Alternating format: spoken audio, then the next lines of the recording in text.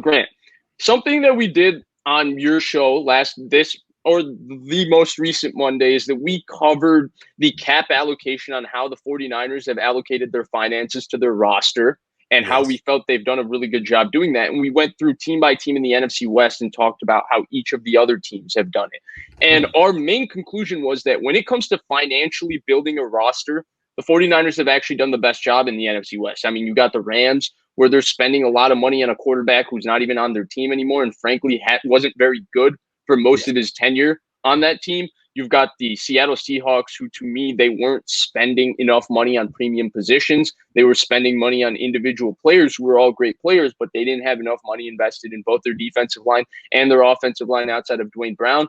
And then you had Arizona, who we drew the conclusion that financially they've actually built a solid roster. They weren't really overpaying anybody or anything, but we felt that the Niners were paying better players when you go down the list of the roster than the Arizona Cardinals. Yes. So Blake and I, after doing that, which we really enjoyed, by the way, that was an awesome idea on your part.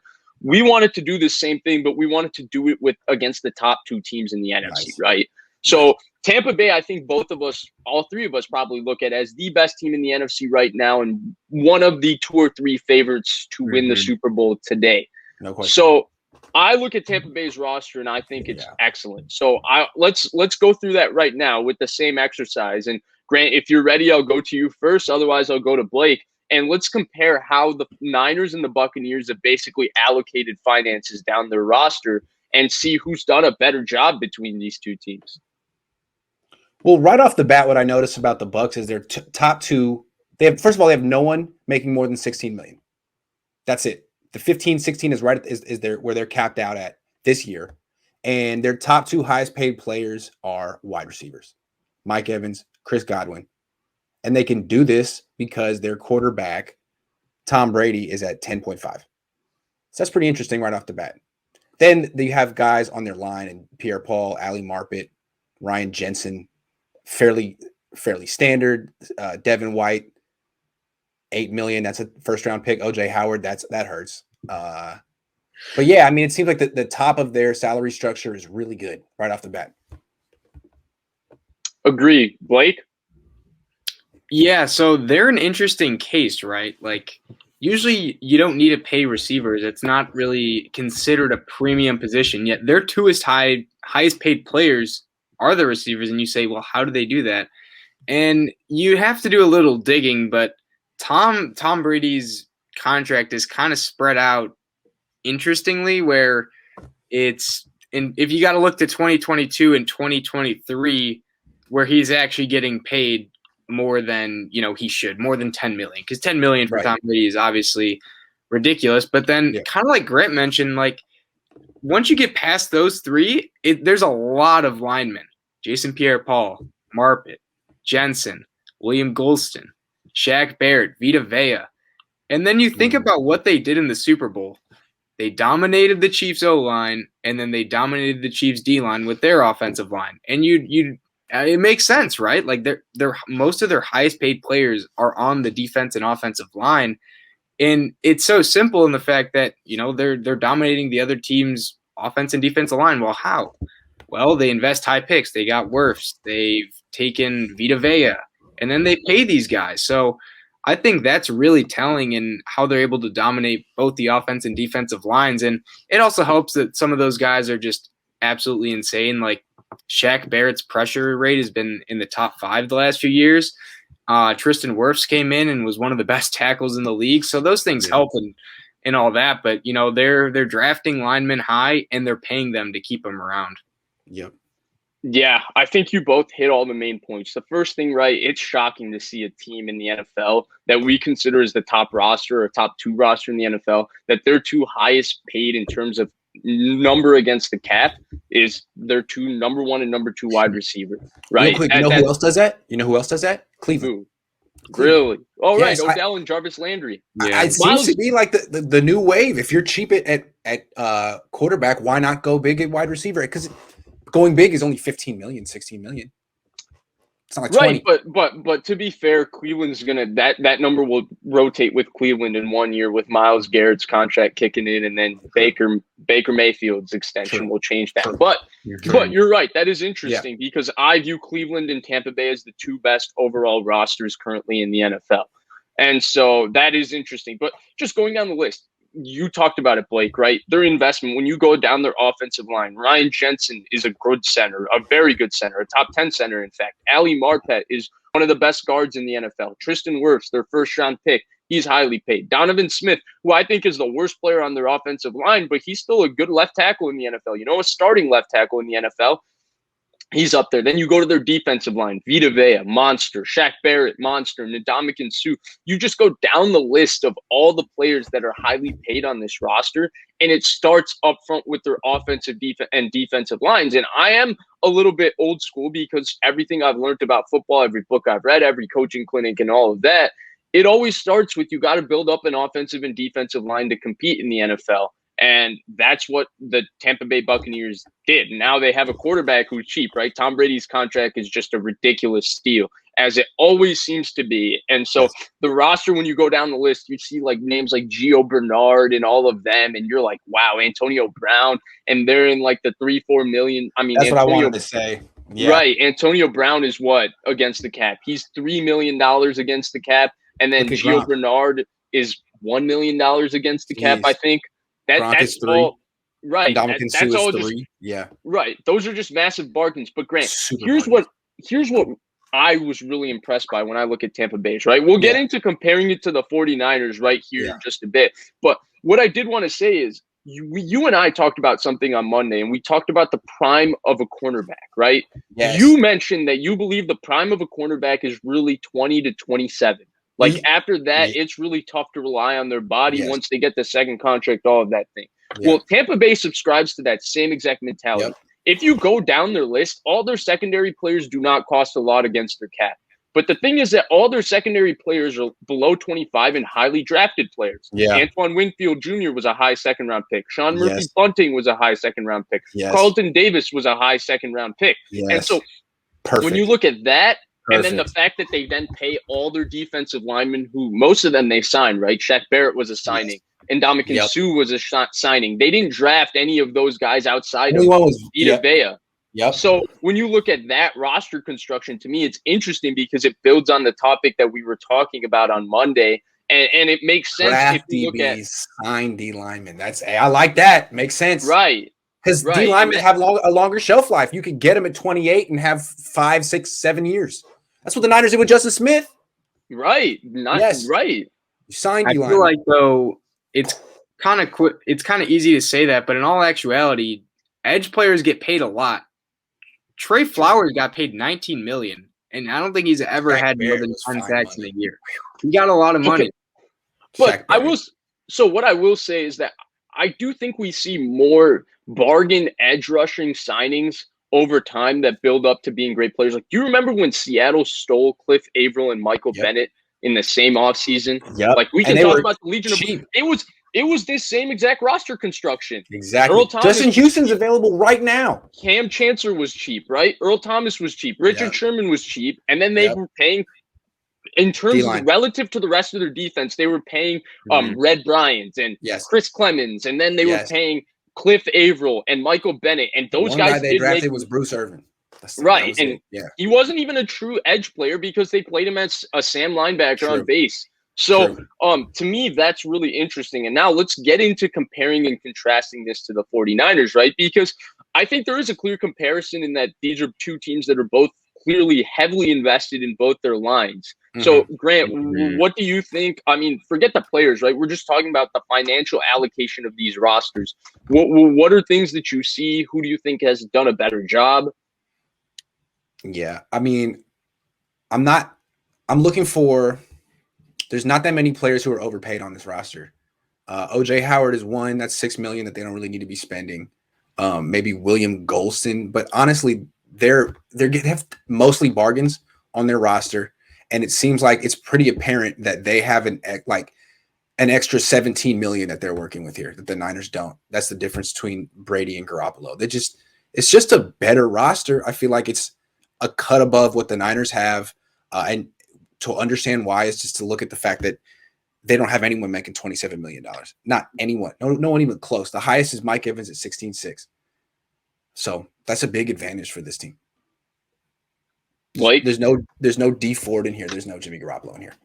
Yeah, that's a good point. I keep saying this and keep looking like all these guys' cap hits just bump crazy next year. Like for Donovan Smith, for Levante David, Shaq Barrett. I think that's kind of the main key, and that they've backloaded a lot of their contracts, and that's why like this year it's just like Levante David for $3 million. Like that might be one of the best contracts in the whole league. Exactly. But then you see it obviously bump next year. But what I'll say in compared to the Niners is that, yeah, the Niners are paying a lot of defensive linemen, Armstead, Bosa, Ford, but I feel like they're not maybe producing as much as the high-paid Buccaneers D linemen.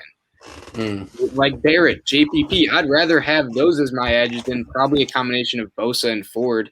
Yeah. And Armstead's he's pretty solid, but I don't think he's anywhere close to as good as Vita Vea. True. It's just they have the right strategy, right? They're paying their offense and defensive linemen a lot. Like going with the offensive line for the Niners, Trent Williams, Laken Tomlinson, McGlinchey, they're highly paid, but they're simply just not as good as the Tampa Bay O linemen that are paid a lot. And I don't say that the Niners contracts are bad by any means. I think Williams getting like $10 million this year, like that's insane. It's just that's great. The Buccaneers, they have Wirfs who's at a really high level and he's getting paid pennies, and then you have Jensen getting paid like $10 million. I think he's maybe a little better than some of the interior guys on the Niners. So they both have a similar strategy. It's just the Buccaneers guys are just flat out better talent wise. But I think that's a testament to the Niners, honestly, that they have the right strategy. They're allocating their money in the right places. Maybe it's just not paying off, and that'll happen. You know, it's football. You can't count on someone's health to always be what it should be. One thing real quick, the Antonio Brown at $3 million and Gronkowski at $3 million, only for Brady. That's the Brady. Right.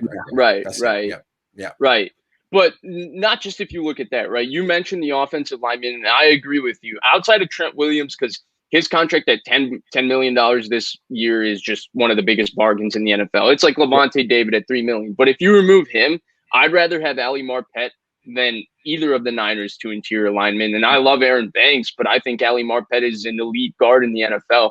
I prefer Ryan Jensen at this point, especially because of where Alex Mack is in terms of his age. And I prefer Tristan Wirfs to Mike McGlinchey. And you know, it's not that the Niners offensive linemen, those 3-4 players, are not good players. It's just that the Bucs have bargains with the players they have because they're excellent football players. They're Pro Bowl level football players. Then you go same thing to the defensive line, and I agree with you. Like Bosa Ford, to me, when healthy, right? This is an elite edge combo in the NFL. But at this point, I don't think any of us are relying on D Ford's health. When we look at JPP, Shaq Barrett, Vita Vea, and Ndamukong Suh, all these guys, because their health, I would say, is maybe a little more reliable than Bosa Ford, at least at this point, right? Bosa's had 2 major injuries in the last 3 years when you go to college with the core muscle injury and then the ACL. D Ford has a degenerative back and a degenerative knee. I don't know at what point you can really expect D Ford to be, 2018 D Ford, who was just dominating closing games for the Kansas City Chiefs. And even then, he was managing his body every single week. And so at what can you really expect from him? When you go down the list like that, I'm with both of you. But for me, where it really strikes a chord is that secondary, right? Because both of these secondaries outside of Jimmy Ward and Jason Verrett for the 49ers kind of fall into the lesser paid players of the position of the teams, right? These are players that are paid amongst like backups, right? Like a couple players, starters like Jordan Whitehead played a lot for the Tampa Bay Buccaneers last year. His cap hit is right around where Blaine Gabbert's is on their roster. And Blaine Gabbert won't play a minute next year, but he's going to be $1.5 million against the cap, right? So where that secondary and where I think there is a roster difference is the fact that when forget like the safeties, right? Because I think Ward and Tart is a little better safety duo than Winfield and Whitehead, even though I love Winfield. I think he's going to be really, really special. But the corners is where it really stands out to me, right? Because if you think we both think, I think we all three think that Verrett's somewhere in the borderline top 10 corners. Well, Yes. Carlton Davis last season played at the exact same level that Jason really Verrett good. played at. Yeah. The only And he's difference bigger. is he's a little cheaper, he's bigger, and he has less Lot health younger. risk. And he locked up Michael Thomas. But and he excuse me, I forgot what I was gonna say, but he is less of a health risk, and they don't have to pay him as immediately as the Jason Verrett contract is coming up. And then the other thing is, actually, did he get paid, Carlton Davis, or will he get paid next offseason? I don't think he was drafted in 18. Okay, so he has the same money issue as Jason Verrett. He's going to have to get paid. He's just 3 years younger.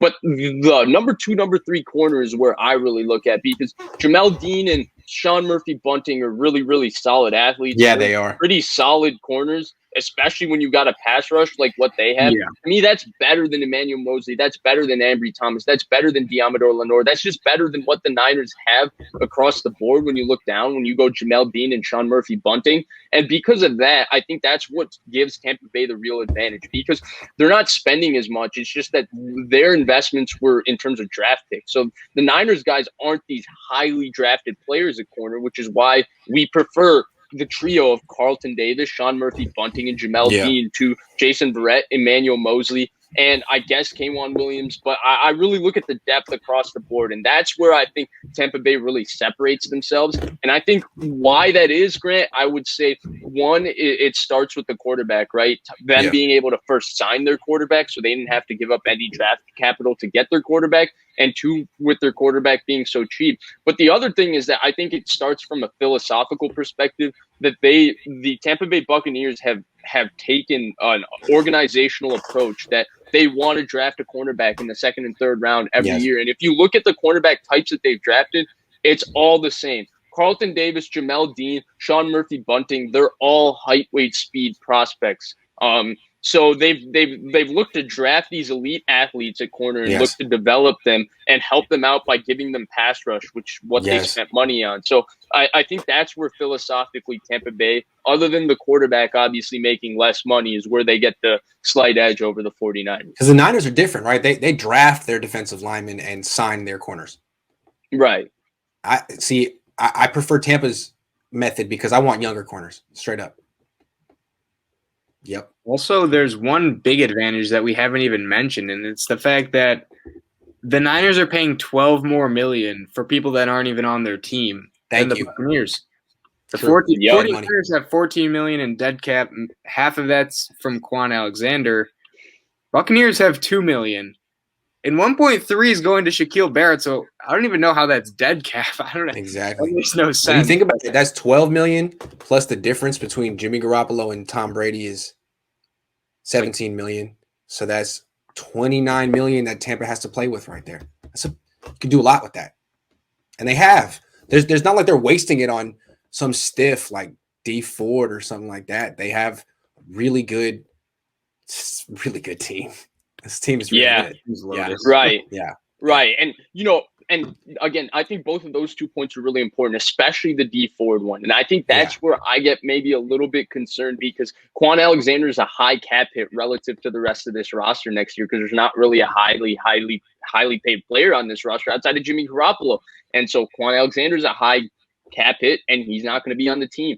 D Ford is still a high cap hit, and we don't know how much he's going to play. And so when you look at those two names and how the fact that they aren't key contributors, and then you go down Tampa's list outside of maybe William Golston, you can't really say there's anybody in Tampa's top 25 players that are being paid that aren't going to be key contributors next year. And is OJ Howard going to be a key contributor? That's the only question. I would say if they didn't have him, I really don't think there'd be a difference. He was injured for a lot of this year. Gronk and Cameron Brate were more than adequate. Exactly. Anything they give him, whatever. Okay. It's all right. So, yeah, this team is stacked. It seems to me that as long as Tom Brady plays like himself, this team is the team to beat. Right. And that to me is what it is. As long as Brady is playing like a top 10 to 11 quarterback in the NFL, the way they're financially structured and who they're paying in terms of their financially structured, they're going to be a tough team to beat next year as well. And I wonder if Brady's willingness to restructure and take a lower cap number and push things back is infectious to the rest of the team. Well, if Tom's going to do it, why can't I do it? You got guys like Levante David, Gronkowski, Antonio Brown, all with these really low cap numbers. Like maybe it's something Tom Brady gets them to do, but they do because of him. It's like he sets the tone. If Aaron Rodgers is going to ask for 37 million, maybe everyone's going to want it. I don't know. Maybe Tom gets it though. Go ahead, He Blake. just gets it. I was gonna say, I feel like it's less about like Antonio Brown situation. I understand because there's like tons of lawsuits against him, but it's the Gronk coming for a bag of chips for pretty much nothing. It's the Giovanni Bernard who's off the Bengals, who has been a really solid running back too his whole career. Now he's gonna be the third running back because they got playoff Leonard Fournette for also very cheap. I feel like it's those guys, the guys that maybe they don't get talked about enough, but are like, if you have them for cheap, they're amazing role players. Like, what's the difference between someone like Leonard Fournette and like Jamal Williams? Well, Jamal Williams is, I think, a really good running back, but Fournette is too. Williams is also paid like 3 times as much. And I'd say they're of similar quality, but having someone like Fournette for that cheap is just like a steal. And it's not anything against Williams because, who would not take more money, right? It's just if you have the ability to take two players of similar, skill level, and you take a Fournette who's way cheaper, it just benefits you that much more and allows you way more flexibility. And it just compounds on each other when multiple guys do that too. Yeah, I think I'm with both of you. I think it's just an intangible effect of Brady. Because I think I think it's hard. It's human nature to not be influenced by someone, first of all, who's had so much success. And second of all, they're so willing to make every single sacrifice to win. And when I think it's very hard to be the guy that asks for, the top of the market money when Tom Brady himself is asking for less money. I think his generosity and his willingness to constantly to do whatever it takes to win automatically just rubs off on everybody else, where when in a moment where you thought maybe you would be more selfish, now with Tom Brady you're like, hey, well, screw it, I've had more fun doing this year than whatever, let me sacrifice a couple $1 million. And a couple $1 million is a ton of money, but I feel like he just has that sort of presence where you feel like as long as you're with Tom, it's okay to not have that couple $1 million. I've never seen a player see the big picture, a great player see the big picture better than him in any sport. I mean, it's like he runs the whole organization from the front office to the coaching staff. Like, he just brought this whole culture with him to Tampa. Bruce Arians doesn't even try to take credit. And Arians is a good coach, but he's just like, come on, it's freaking Tom Brady, man. I'm not competing with that. I think it's cool.